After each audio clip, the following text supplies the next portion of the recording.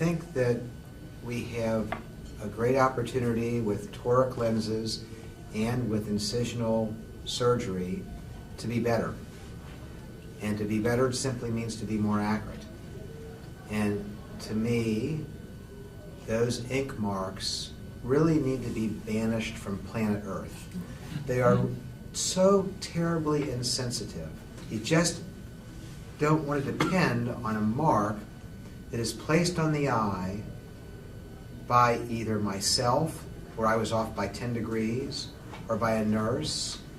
That you come at them with the ink mark, no matter what device you use, a pendulum, a level, it doesn't matter. When you come at them, they are not necessarily thrilled, and the marks are not going to be accurate.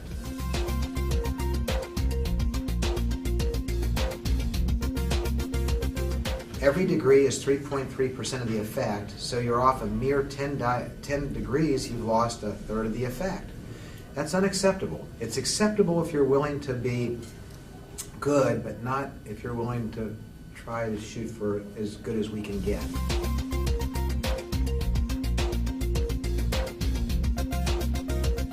It became apparent to me early with toric lenses that I had to do something differently, and simply started to draw the vessels. And that was done in 2005. The vessels are not a good reference point because you're giving neo. And when you give neo, the vessels blanch. In addition, you're giving a topical anesthetic and a topical antibiotic, which irritates the heck out of the eye, and you get a ciliary flush. And now you have all these little vessels that you never saw before. They're totally confusing the picture. And unless you've got the big Axenfeld loops, then the vessels are really not very accurate. So that crashed and burned. But it was still better than the marks.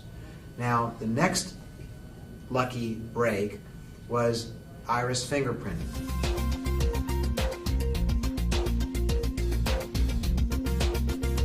I realized that every iris has unique crypts, stromal patterns, nevi, pigment, vessels, brush field spots. I said, whoa, well, if we can just use that as a point of reference, and those aren't going to change as long as you attack them or chart them when the pupil's dilated during the original exam. You can't do it when the pupil's not dilated. But if you do it when the pupil's already dilated, you can recreate that information in the operating room. And the simpler the system, the better.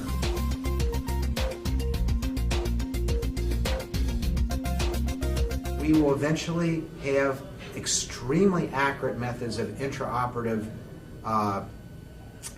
identification and confirmation of emmetropia, but identification of the axis. Until that time, it's a piece of cake to photo the iris, lay simple software over the top of it so you know exactly where the 0 degree and the 90 degree is. I currently have a system where then press a cursor and I can lay it on any crypt, any iris, any nevus, I mean anything. It tells me 135 degrees. And because I've taken this ream of information that Mike and I get before we even see the patient that's on the door, I know where my axis is going to be if the patient's a candidate. I can hit one more button and it will put the gold line, which is equivalent to the goal line, on my image.